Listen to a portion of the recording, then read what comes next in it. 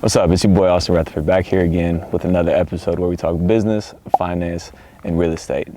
We're talking about a very often talked about topic right now. It's the real estate market. Is it going to crash? What's going to happen with the market? Is it going to sustain? Is it going to blow through this? Or is it going to fall down into a crash? Nobody knows this answer. We all wish we had the crystal ball, because if we did, we'd be set up for a lifetime of success. So I'm going to give you my opinion of what's going to happen and how I'm going to set myself up for what I think to be is the best position to be in for the future, to be able to align myself for that success. And again, keep in mind, everybody has different opinions of what's going to happen. Like I said, nobody knows what's actually going to happen. Different opinions, different theories. This is just my opinion that I'm sharing with you. So I'm going to start with my opinion of what's going to happen, and then I'm going to share with you what my plans are to set up for that.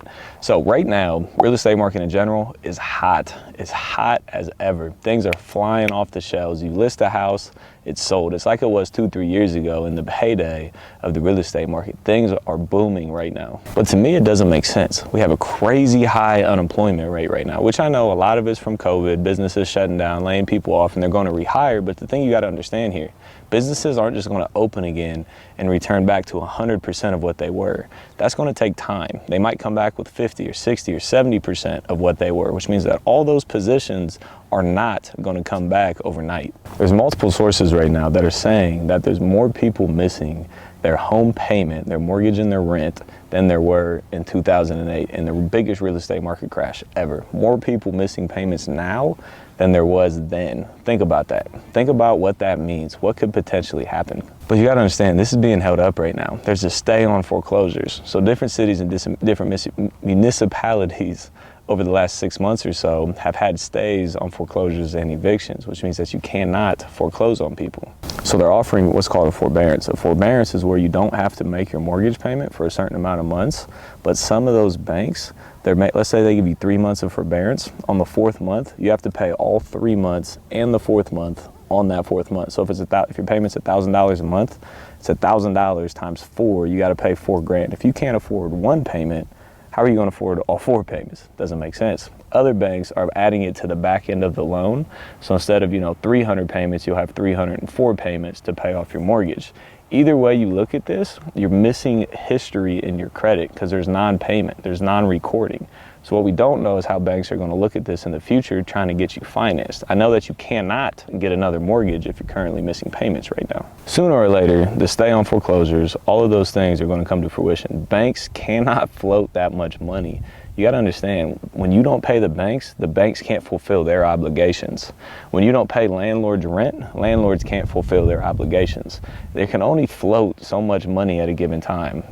Sooner or later, this is all going to come crashing down. Also, news just came out a couple weeks ago, the CDC put a non-eviction order on the entire country until the end of the year. So there's 4 months that tenants can go in a house without paying rent, which means that landlords won't collect rent for 4 months, potentially won't collect rent for 4 months. So now landlords have to come out of pocket to pay, and usually landlords count on that income or a portion of that income to be able to pay their mortgage. I know a landlord that has a 40-unit complex, and all 40 tenants got together and decided not to pay rent. 40 tenants not paying rent, he can't float that much money for that long. It's not possible. So he has to come out of pocket for that. And he can't evict anybody for 4 months. So 4 months end, now there's a huge backlog of evictions, which means there's going to be another 1, 2, 3, 4 months to actually get through the eviction process. You can't float money for 4 to 8 months. Unless you have really, really deep pockets, which hopefully he does, it's very, very difficult to sustain that. And I understand, tenants can't pay if they lose their job because of government shutdowns. I get that. I don't know what the best solution here is. I'm not saying I know that solution. I'm just saying it cannot continue as it is because people cannot float money for that long. But I am a huge believer in actually, if you owe somebody, paying them, period, no matter the question. There's other ways to make money.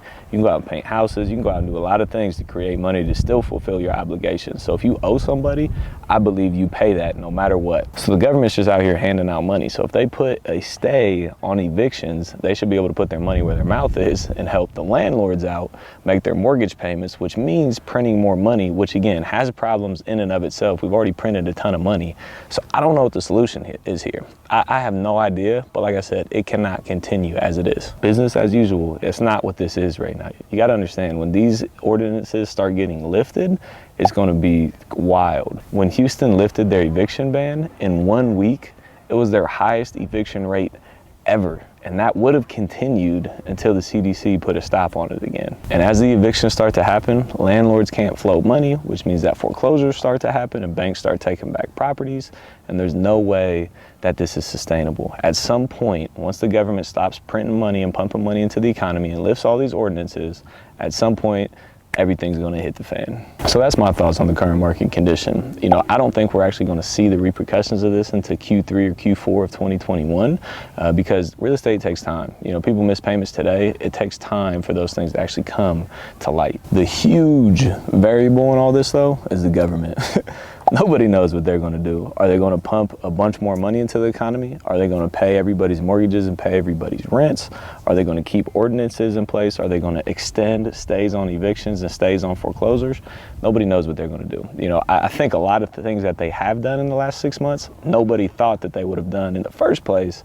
So at this point, we honestly have no idea what's going to happen. And that's the big variable in all this, because they can continue to prop this up with inflation and printing money and all those other things. At some point, though, they're not going to be able to sustain that. And I think post-election, a lot of this is going to come to light and a lot of things are going to change and or go back to normal. So what am I doing to prepare myself for this? Cash is king. Stack as much cash as possible. Cash is king. If you have some things that you're sitting on possibly that you can liquidate and put a lot of money in your bank account, maybe do that. I'm selling off some things that I think have a high value right now to put a lot of cash in my bank account. Next thing I'm doing is I'm not forcing numbers into deals.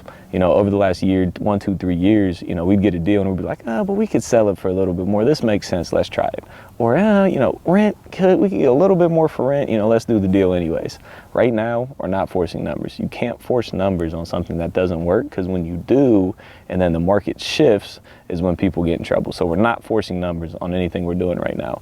And the third thing we're doing is we're not getting into any big development right now. Long-term deals, big rehabs, big developments, any of those things we're staying out of, because again, markets change. Right now, they can change day by day by day by day, and I don't want to get stuck in a 6 or a 12 or an 18 or a 24-month project because we don't know what's going to happen. So I'm curious what you're doing to prepare and what your thoughts are. You know, do you think the market's going to continue to stay propped up? Do you think the market's going to crash?